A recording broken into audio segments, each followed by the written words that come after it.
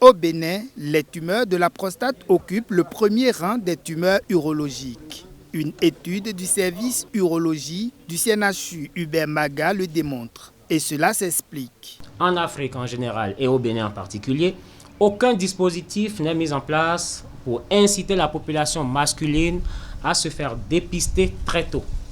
La campagne de dépistage de cette affection veut inverser cette tendance.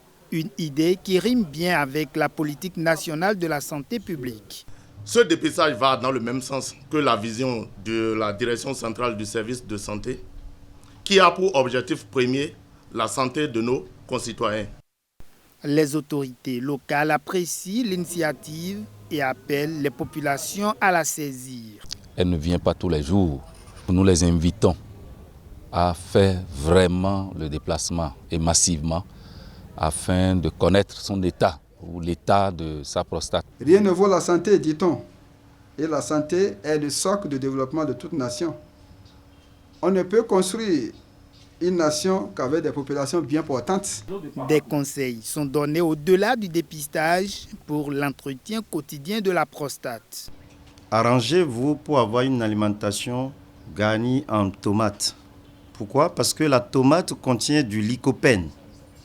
Le lycopène est un antioxydant qui essaie de lutter contre tout phénomène cancéreux. Donc, en dehors de la tomate, il y a également la pastèque. Il y a des attitudes qu'il ne faut pas avoir. La consommation des viandes fumées ne sont pas des aliments à consommer. Il est important d'avoir un certain nombre de rapports sexuels qui protègent contre le cancer de la prostate. Au moins avoir 2 rapports sexuels, sinon atteindre jusqu'à 20 éjaculations par mois. L'urologue invite les populations à adopter des comportements sains et à faire régulièrement le dépistage pour éviter d'être surpris par le cancer de la prostate.